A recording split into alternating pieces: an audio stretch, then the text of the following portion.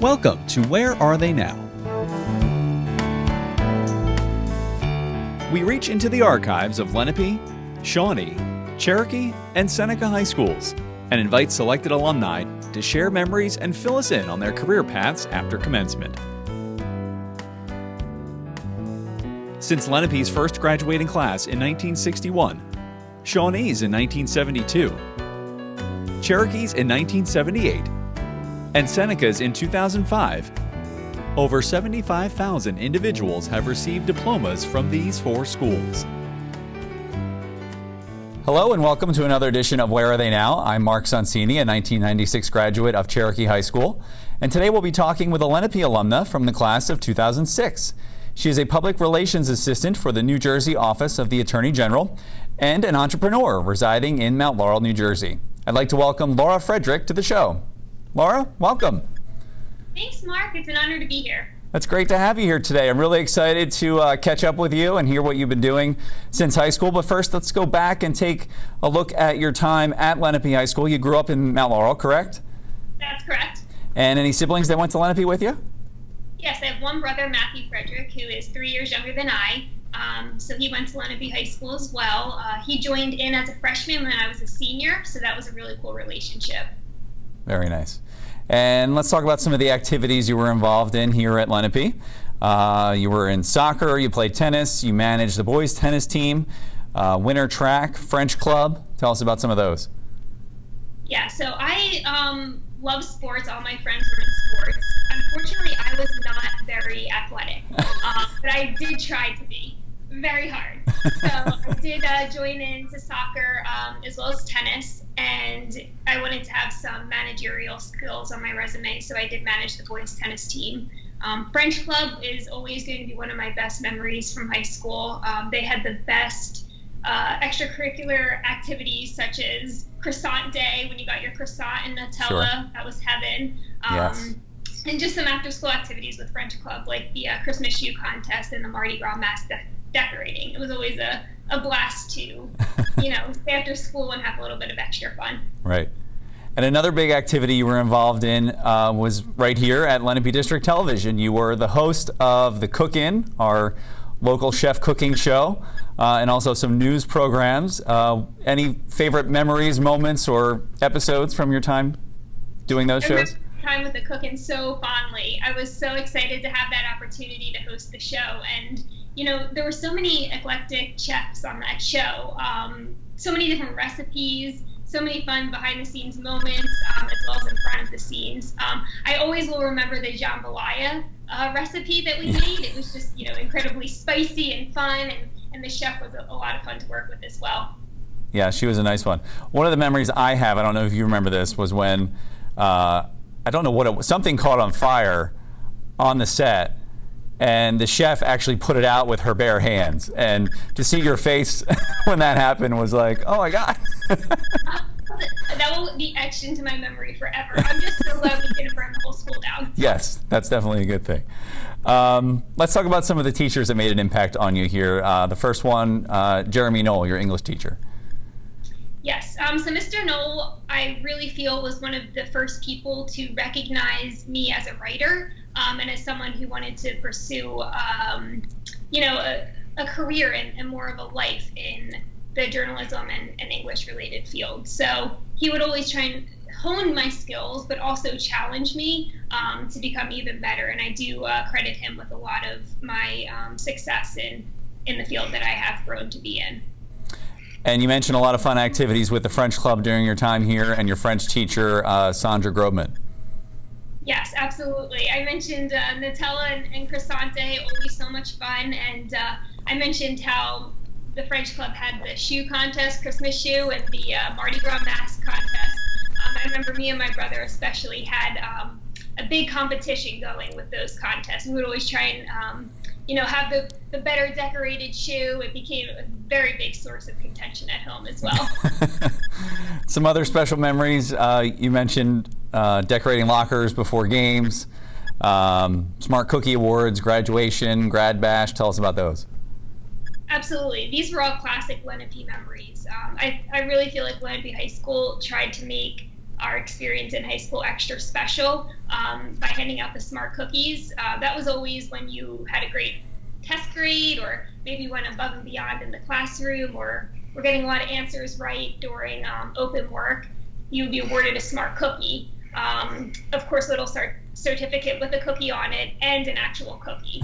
So this was, high stakes in high school. Yes. And if someone got a smart cookie, you were going to try and be begging that person for their smart cookie. But you just had to try and be extra smart next month to get the cookie. That's right. Yeah, definitely some good memories there. Grad Bash, amazing. I love that Lenape put on a program like that to keep kids safe and away from underage drinking and things like that. There was a ton of fun at Grad Bash over at Ramblewood Pool, I believe it was, where we all went after graduation and had a great time celebrating with our friends, but safely.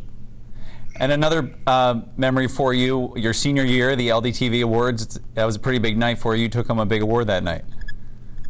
Yes, I will never forget that moment. Mr. Lombardo presented me with the Cheryl Haynes Germanario Award for Excellence in Media Technology.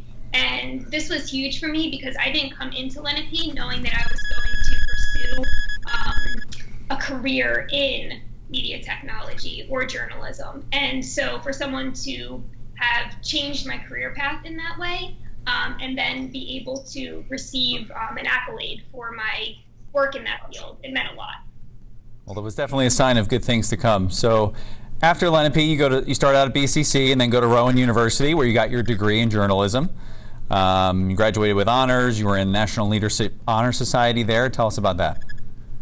Yes, absolutely. So I was really glad for the BCC program that allowed me to stay close at home. And I actually participated in the Rowan Stars program. That was a scholarship program for students that started at BCC and transferred over to Rowan University. So during my time at Rowan, I did take a lot of journalism-related classes, as well as broadcast journalism as well, kind of piggybacking on my time at Lenape with LDTV. Okay. So some of our, classes involved on-air broadcast reporting, field reporting, where we had to stand outside in the rain and give a newscast and, make it sound good, of course, and feature writing, news writing, and things like that.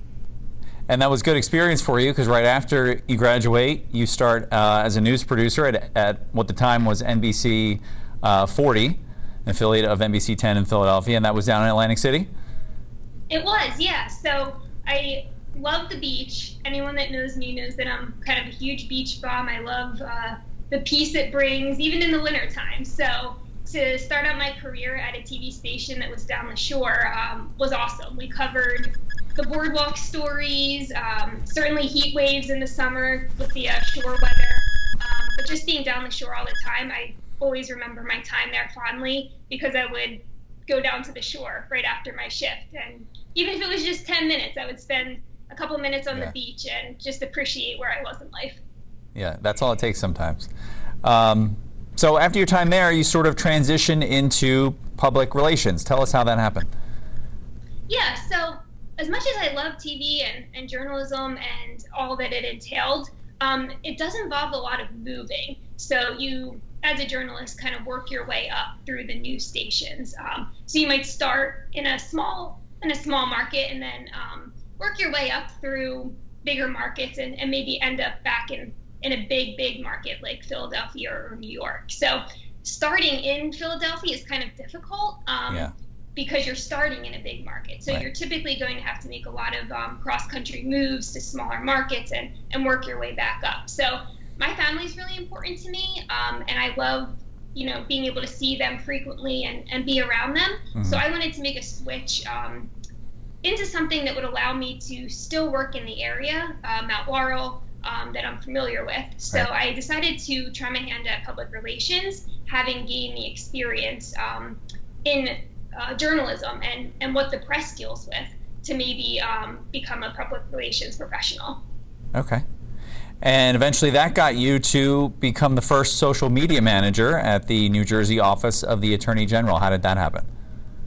That's correct. So it all kind of happened like a perfect storm. And, when I look back, I remember being really sad at the time. I I don't want to say giving up, but transitioning from journalism to public relations. But it allowed me to kind of garner that experience that I needed at the right time.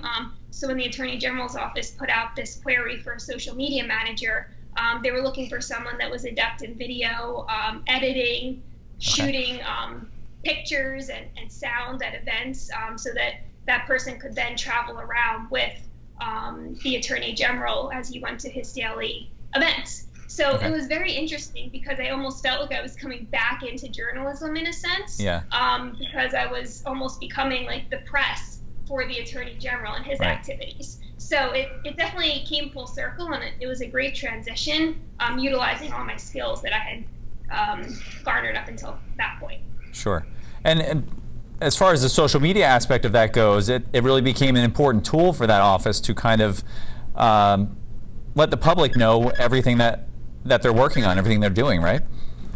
Oh, absolutely. I think social media has redefined how, we all work and think and even interact with, our peers. So, I'm not sure all of the effects of social media are positive, but I do feel that in the workplace, it's especially important, especially in state government, because there's information that, the state wants to push out to citizens, and social media is right in everyone's hand. They're constantly scrolling through their phones. And so, what better way to push out that information than in a way that people are used to consuming?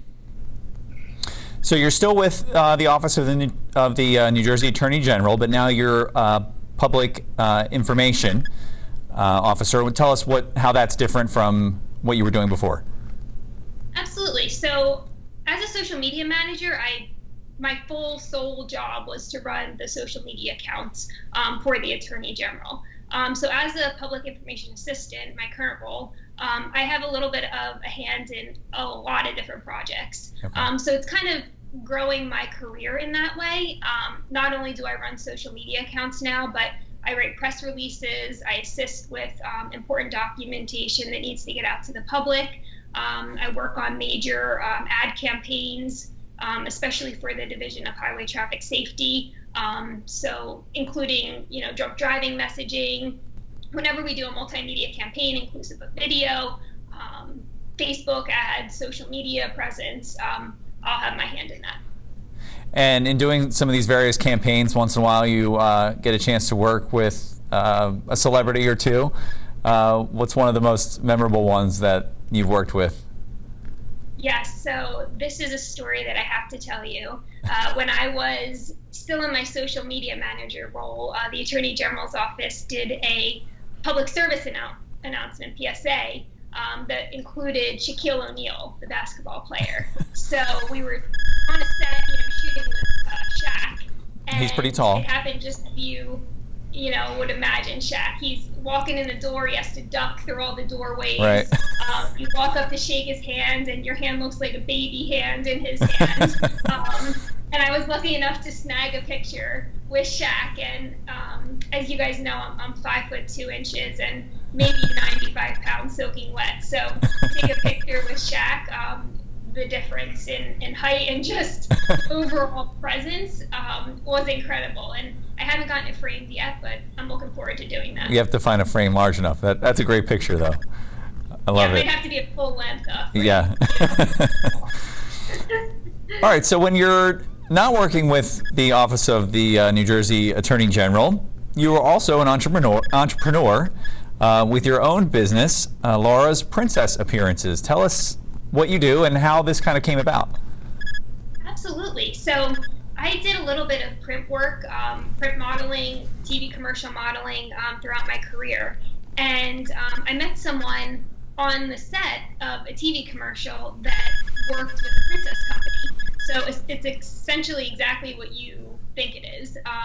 You dress up in a princess costume and you go to a little child's birthday to make it a little bit more magical, add some entertainment factor to it.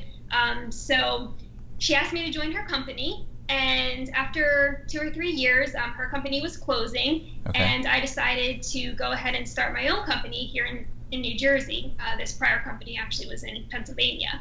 So I saw a need for this type of company and magic and entertainment here in the hometown that I grew up in, Mount Laurel. And And so I decided to go ahead and open that company. So when I started it, I was a solar performer, and now I have about 35 to 40 contracted employees, both male and female, working for the company. Excellent. And are you still a performer, or are you doing more of the business end of it now? So I actually just this year have passed on my tiara, and I have decided that I have earned the title of queen. Okay. And all of my other performers are princesses, and they go out to the events and use their talents and abilities while I stay home and kind of watch from behind the scenes. So, these princesses and superheroes that you're playing are roughly 14 through 16 years old in their movies. So at this point in time, I feel that I've aged out, but I'm happy to watch from behind the scenes. That's great. And you're doing over 500 events a year? Yeah, so before COVID, I think we were hitting right around 525 events a year, which, if you break that down, that's more than like three to five events every day of the year. So definitely very, very busy, especially on the weekends when most people hold their parties. Right. So yes, definitely a busy time before COVID hit. Well, if that wasn't evidence enough that it's been a success, you've been named Burlington County Times Best Children's Party in the county for the past 3 years. So people are definitely noticing. And you're also doing a lot to give back to the community as well, right? So tell us about that. Absolutely. So once a month or so, I try to post on all of Laura's Princess Appearances social media and web pages, and just tell the public that we do free appearances for children that are either terminally ill or have a type of injury or something else going on in their lives where they could use a little bit of extra magic. So our performers will go to these events for free to create a little bit of extra magic for these children. So we used to do hospital visits and things like that pre-COVID, but now we'll maybe do like a virtual call or a virtual appearance for a child who's sick, or do what we call a sidewalk visit, when the character comes to the front sidewalk and we'll wave to the child on the porch or play a couple games or read a story in that way. So, we're adapting, especially for those who need it most. Terrific. That's really wonderful. So let me ask you, you've kind of got two careers going on. What's the difference, between owning your own business and being, a civil service career, and what kind of do you like about one or more than the other, or vice versa? So me personally, I feel like I'm a very rule-driven person. I like rules, I like structure, I like a routine. And so I think both of my chosen professions do go hand in hand with that. Certainly government has a certain way that it has to work, and laws and, sure. Protocols for putting out press and press releases, things like that. And owning a business, you have to be incredibly disciplined, self-motivated, willing to work all hours of the day or night to address problems and client concerns and things like that. So, I do think they go hand in hand. However, I do feel like the character appearance company allows me to be a little bit more creative, which I always try and add to my life. Because I am so rule-driven, I need a little bit more fun. Sure. And the character appearance company allows me to kind of let out that creative, fun side. And almost remember what it was like to be 5 years old again and believe in that magic. Yeah, that's great. Let's talk about some of your interests outside of work and your family. You're engaged? I am engaged. So my fiance proposed, it was the week before quarantine hit. Okay. So, this was really interesting. We were actually outside of the country. We were down in Turks and Caicos, which is an island destination that we truly love together. And he proposed March 5th. We got home 2 days later, and then I think that next week everything shut down. Yeah. So when we look back on this year and, thinking about how we were in Turks and Caicos in March and what was to come, we feel really relieved that we got that trip in. Yeah, absolutely. Before everything shut down. I mean, it was an international flight, and it just wouldn't have happened had it been a week later on. Right. Maybe if it was 2 days later on, you would have gotten stuck there. That would have been the worst thing in the world. But, I think I would have been happy there. Probably would have started a princess company in Turks and Caicos. There you go. And lived happily ever after. So. Very nice. You have 5 cats at home? I don't know if I want to admit that, but yes, I have 5 cats. Their names are Layla, Minky, Katniss, like from the Hunger Games. Okay. Sasha Fierce, which is Beyonce's stage name, and Dakota. So yes, they mostly live in harmony. Sometimes there's cat fights, but they do keep me good company. Do any of them participate in the, princess appearances? I'm trying to think. There's no princesses that have cats, are there? Well, wouldn't you know, we did offer Sailor Moon, which is, an old-time cartoon that some little girls watched, and she has a cat named Luna. And so one of my cats did sub in and be Luna one day. So, fantastic. There are some employment opportunities for the cat. They have to pay the rent somehow, right? Excellent, yes. And there's some other ones that we were going to talk about after the show, too. I have some ideas for you. Some of the other things that you're interested in, you're still playing tennis, sewing in your spare time. Now, is that part of the business, or is that just something you do for fun? Yeah, so I started sewing. Actually, my future mother-in-law got me a sewing machine because I was constantly running back and forth to the tailor with all the princess and superhero prince costumes because things rip at parties. Sure. The characters are in bouncy houses and things like that. And little kids are crazy. The costumes back and they might be split down the side. So I was running back and forth to the tailor maybe once or twice a week. So this was time for me. My mom had always wanted me to learn sewing. And so I figured what better time than owning a character company with all the costumes. So I did start sewing. I am absolutely terrible. I will not be making my own costumes anytime soon. Okay. But I can mend something and keep it from falling apart. Right. So this is very exciting, and I consider it a win overall. Survival sewing, I think, is what they call it, right? Yes. Okay. That's the perfect term. Survival sewing. I'm a survival sewer. There you go. And some other things you mentioned before. You've done some modeling throughout the years, videos, print. Tell us about some of the highlights of the things that you've done. One of my friends in broadcast journalism class at Rowan University was a model, and she had mentioned that it was a lot of fun and you got some cool opportunities, so I decided to try my hand out at it. Now, I'm only 5'2", and typically to be a runway model, you have to be 5'9", 5'10", so I'm way off from there. But I did do some print as well as commercial modeling where your height does not matter in those type industries. So I did a Rita's Water Ice commercial where we had to eat water ice for 5 hours straight. And believe it or not, the amount of brain freezes, I thought I was going to keel over.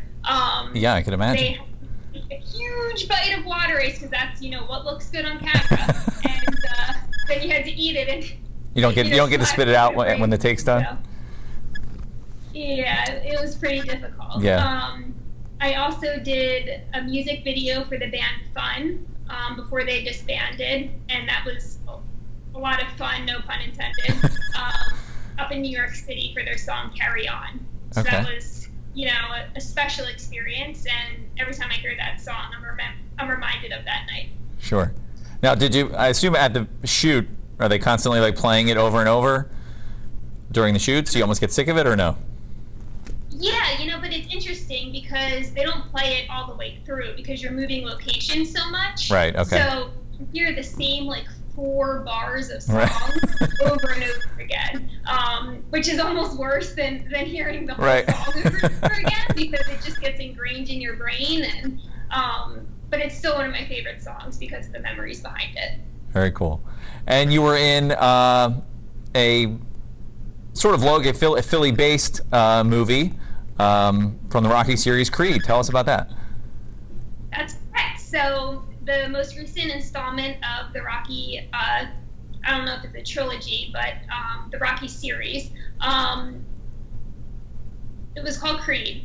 And we were in Philadelphia, and I was an extra in that movie. So essentially during the fight scene was my big role when the final fight was going on. Okay. And I was in the front row, and the fake blood was flying, the punches were flying, fake punches. Right. and it was really cool to get a front row seat for that. I did get to meet Sylvester Stallone, and we had a conversation about rotisserie chicken of all things. So, Interesting. You never know what you're going to talk to a celebrity about when you meet them, but that was it for him. Very cool. You mentioned travel. You were recently in Turks and Caicos. What's next on the list? Where do you want to go next? Oh gosh, my travel list is so very long. I'm a warm weather beach person, so I tend to pick locations that are warm and beachy, but I've been hearing great things about Iceland. Yes. As well as Lake Alberta in Canada. Okay. Both of those look just stunning in photos, so I might have to break my warm weather streak and go somewhere a little chillier for the views. Yeah, that's quite a bit chillier. So, but yes, I've heard both of those places are very cool. So that sounds good. What about other plans for the future? You want to keep growing the business, or you want to pivot and do something else? What are you thinking? Yeah, it's interesting. I really feel that the common thread throughout my life has been the TV that started back at LDTV at Lenape High School. And I really feel that my career has been dominated by that passion that I found in the LDTV studio in the cook-in. So I'm hopeful that that thread will kind of keep weaving itself through my life. And I do hope, I think my ultimate dream one day would be to be on TV again, whether as a host or a TV anchor. Okay. Or just someone who comments on government or political affairs with my background in law enforcement and government. As far as the Princess Company goes, I'm going to ride that wave out, as long as there's Terrific. Kids having phase. I do think that the princesses and the superheroes and character entertainment will be popular. So I'm going to ride it out as long as I can, and I do like being an entrepreneur. I've come to identify with that. So as long as I can hold that title, I think I'm going to want to do it. Excellent. We'll keep calling you the Queen. Please do. Laurie, congratulations on all your success. And, as a former LDTV student, we're really proud of you. And we wish you more success in the future. And it was great talking to you today. Awesome. Thanks so much for taking the time to interview me. I miss you guys. And thanks for all the instilling all the passion in me to grow to what I am today. It was great catching up with you. Stay well. And that'll do it for this episode of Where Are They Now? For other Lenape District alumnus interviews, check us out online at youtube.com/Lenape District TV. Thanks for joining us, and we'll see you next time.